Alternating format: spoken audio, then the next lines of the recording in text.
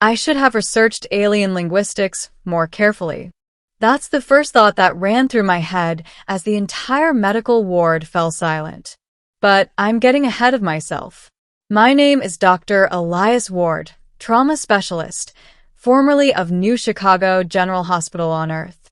3 years ago, humanity signed the Interstellar Medical Exchange Accord with the Kethari Union, a species known for advanced bioregenerative technology and a culture built around ritual precision. They invited human doctors to train alongside their healers. It was supposed to be an academic honor. No one warned me it might also be a marital commitment. The beginning. The Kethari medical complex hovered above their ocean world, Lethyra. From orbit, the planet shimmered with turquoise seas and pale archipelagos shaped like spirals. The hospital itself floated gently on gravitational anchors, its architecture organic and flowing, as if grown rather than constructed. Inside, the walls glowed faintly with bioluminescent veins that responded to emotional stimuli. The Kethari believed healing required environmental harmony. They were taller than humans, slender but strong, with opalescent skin that shifted in tone depending on mood. Their eyes were large, multifaceted, reflecting light in prismatic shards. Most striking were the delicate tendrils that extended from the backs of their necks, sensory filaments capable of detecting biochemical changes in others. And among them all, there was Nurse Vaelis. Vaelis had been assigned as my liaison when I arrived. She spoke English fluently, though her syntax was sometimes overly formal. "You exhibit elevated cortisol levels," she had observed during our first week. "Are you distressed?" "I'm jet-lagged," I told her. "You've been on this planet for 6 days." "Exactly." She didn't laugh. Kethari humor was subtle, often unrecognizable. Despite the cultural differences, we worked well together.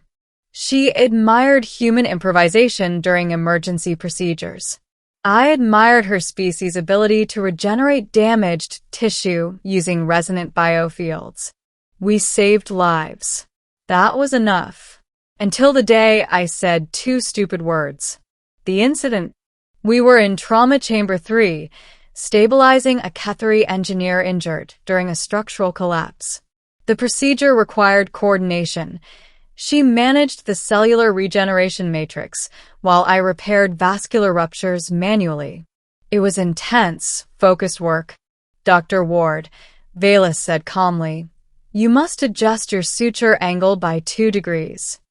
"Yes, dear," I replied absent-mindedly. Silence. Absolute silence. Even the ambient hum of the chamber seemed to dim. I glanced up. Vaelis had frozen. Her tendrils flared outward in a slow, shimmering arc, something I had only seen during ceremonial broadcasts.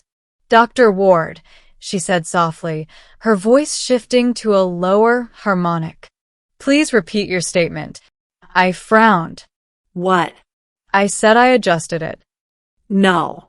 The prior phrase. Realization dawned slowly. "Oh, that."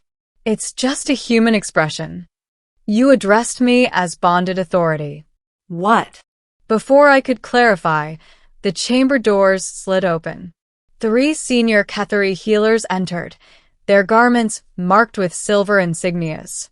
They surveyed the room with solemn intensity. Vaelis stepped back from the patient and turned toward them. "He has acknowledged the union phrase," she said clearly. My stomach dropped.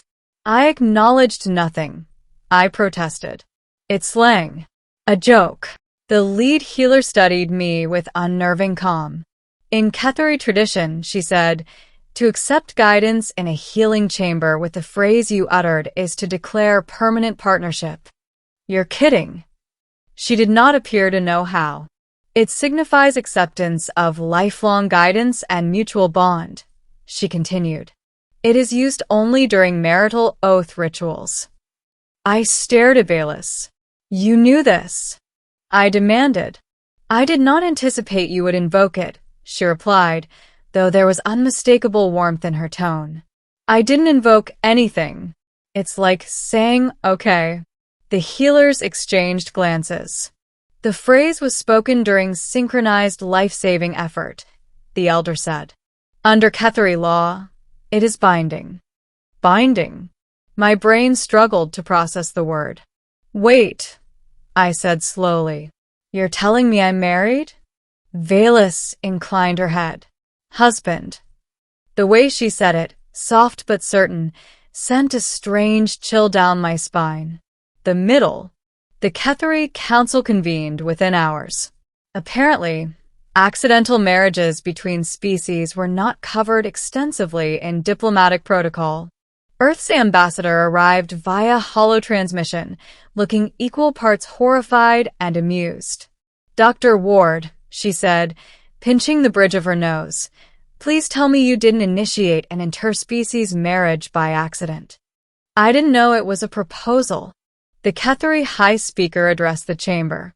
The union phrase was spoken freely, he said. No coercion occurred.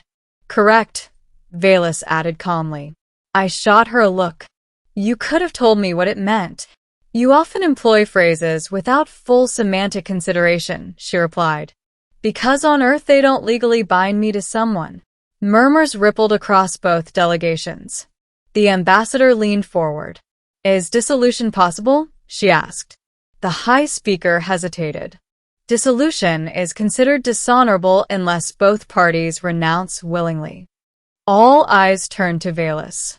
Her tendrils lowered slightly, a sign I'd come to recognize as vulnerability. I do not renounce, she said quietly. The room fell silent again. I felt something unexpected twist in my chest. Vaelis, I said carefully, you understand I didn't mean to. I understand your intent was not malicious, she interrupted. But intention does not negate resonance. Resonance. She stepped closer. When you spoke, your tone conveyed trust, acceptance, partnership. That's just how humans talk. Then perhaps humans bond more easily than they realize. The ambassador muted her transmission briefly. When she reactivated, her tone had shifted. Dr. Ward, Earth cannot afford to insult the Kethari Union. They are our primary medical technology partners. So, I'm a diplomatic sacrifice? I snapped. You're a respected physician, she corrected. And this may strengthen relations. Strengthen relations. Through accidental marriage. I rubbed my temples. Vaelis, I said quietly, do you even want this? She studied me with those luminous eyes. In our weeks of collaboration, she said, your neural patterns have synchronized with mine during high-stress procedures. Your decision-making complements my biofield modulation. I find this alignment rare. That's not marriage, I argued weakly. For Kethari, it is foundation. The council deliberated. After tense discussion, a compromise emerged. The bond would stand, provisionally, for one planetary cycle. During that time, either party could renounce without dishonor. A trial marriage, interstellar diplomacy, was absurd. Adjustment. The next weeks were surreal. Kethari custom required bonded pairs to share living quarters within the medical complex. The space was elegant, curved walls, soft glowing surfaces, panoramic views of Lethyra's oceans. Vaelis moved with quiet grace through the environment, adjusting temperature and lighting to accommodate my human physiology. You are restless, she observed one evening. I'm not used to this, I admitted. Bonding. Everything. She approached, tendrils flickering gently. You may withdraw if you choose, she said. And damage Earth's relations? You prioritize collective responsibility over personal comfort.